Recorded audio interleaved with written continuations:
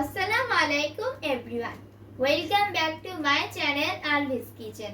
আশা করি আপনারা সবাই ভালো আছেন। আমি আজকে আপনাদের সঙ্গে শেয়ার করছি দই ঢেঁড়স। বাজারে এখন অনেক ঢেঁড়স পাওয়া যাচ্ছে, চাইলে এই দই ঢেঁড়সের রেসিপিটি তৈরি করে ফেলতে পারেন। আশা করি আজকের রেসিপিটি আপনাদের ভালো লাগবে। তাহলে চলুন দেরি না করে চলে যাই মূল রেসিপিতে।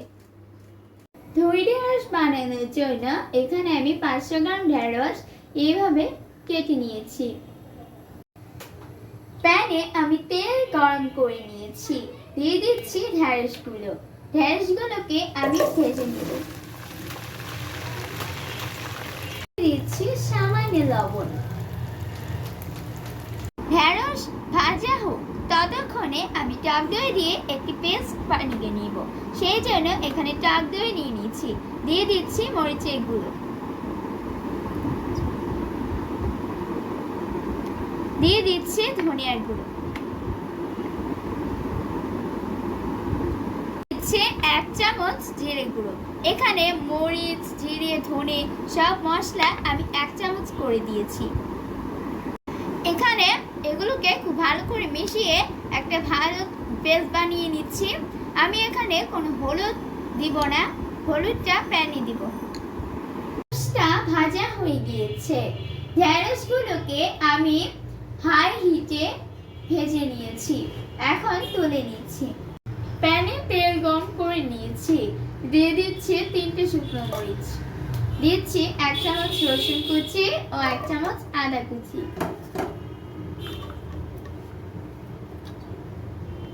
খুব ভালোভাবে ভেজে নিব।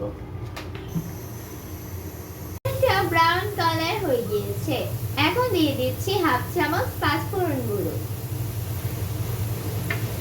দিয়ে দিচ্ছি 2টো বড় সাইজের পেঁয়াজ কুচি,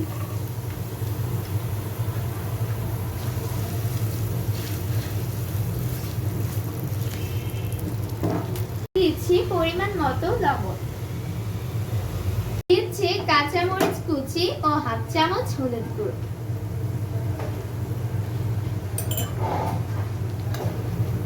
দিচ্ছি 1/2 চামচ গোলমরিচ গুঁড়ো। সবকিছু ভালোভাবে মিশিয়ে নিব। এখন আগে থেকে দই, মরিচ, ধনে, জিরে দিয়ে মিশ্রণটা বানিয়ে রেখেছিলাম, সেই মিশ্রণটাকে দিয়ে দিচ্ছি।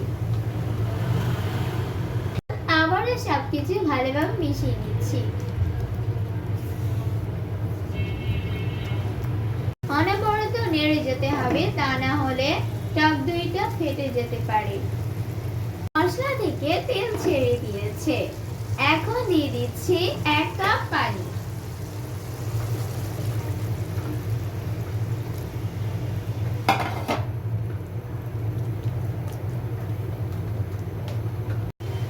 দইটাকে ব্যালেন্স করার জন্য দিয়ে দিচ্ছি চিনি।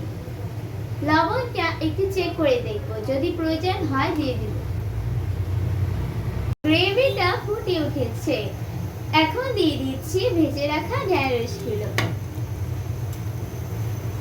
এর কারণে 50% কুক হয়েছিল, এখন গ্রেভিতে আরো 40% কুক করে নেব। পর্যায়ে ওপরে ছড়িয়ে দিচ্ছি গরম মশলার গুঁড়ো,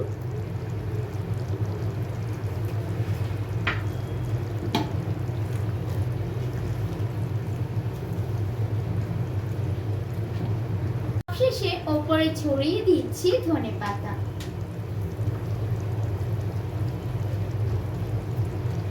তৈরি হয়ে গিয়েছে দই ঢেঁড়স।